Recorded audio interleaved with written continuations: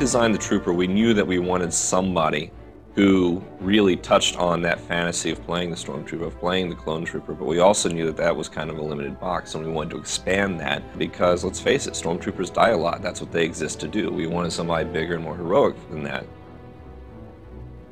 So we start out with our basic Trooper, which is your basic armor set. That's pretty much an homage to the Clone Trooper and the Stormtrooper. And then we go both directions with it. We take it down to kind of what the Rebel troopers and the Rebel soldiers, like you see on the Tantive 4, you see them on the Hoth Trooper, the Republic, the guys with the backpacks and the goggles. And then we gradually ramp you up past the armor and really start pushing the more intense looks. A big part of the Trooper has been that they're more aggressive than the Jedi. They aren't bound by this code necessarily. They have regulations, they have rules, obviously. This is the Republic, but they are very aggressive in defending the Republic. They will go out of their way to attack the Empire, to attack their resources, their personnel, their weapons, to make sure that this is not just a fair fight, that the Republic is going to win this fight at all costs. What we really wanted was somebody who brought that sort of military point of view, which is, on one hand, he is an officer in the Army, and on the other hand, war is hell. And sometimes you have to actually make the tough choices in order to get the stuff done. We had to sell animations to be giving them a strong feature. What defines a Trooper? They are strong, they're efficient at what they do, and they carry a big supply of weapons that we need to support the animation to have these weapons look good in the game. This animation sells on how strong a Trooper is in close battle. If the gun can't knock the enemy down, the Trooper will physically knock them down. The Trooper is largely, first and foremost, inspired by the gun and inspired by using a gun to solve problems. And so what we looked for is movie clips and other games and how they actually handle largely automatic fire, actually getting in there and just mowing down fields of people with lots of weapons.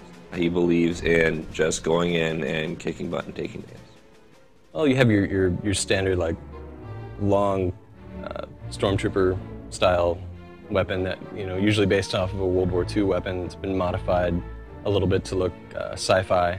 So you'll take an old German rifle, put 3 or 4 scopes on it, and there you have your Stormtrooper rifle. But really, we've gone a lot further than that and given our Trooper some really awesome weapons.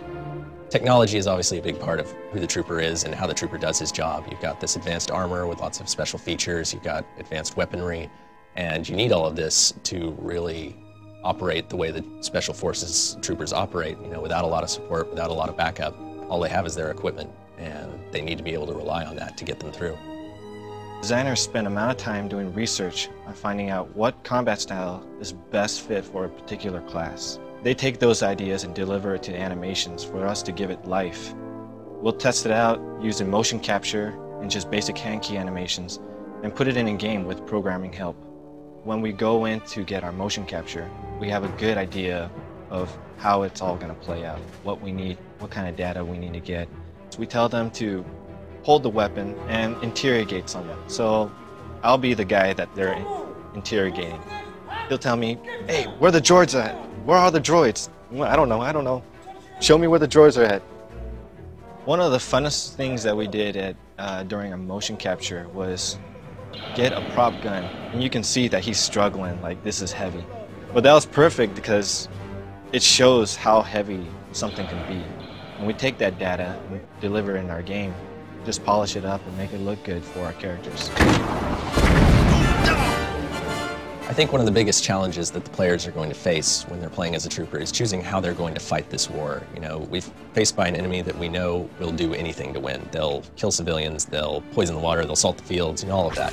There's nothing they'll hesitate to do. And when you as a player are faced with this enemy, you have to choose, are you going to fight fire with fire? Are you going to use their tactics against them to win this war? Or are you going to try to take the high road and risk losing everything? If people were asking me what class they should play in the Old Republic, I would have to say don't underestimate the Trooper, because it's just so satisfying to go in and all guns blazing, to go in and clear a room with grenades, clear the room with fire bombs and sticky grenades, and get the stuff done through just superior firepower.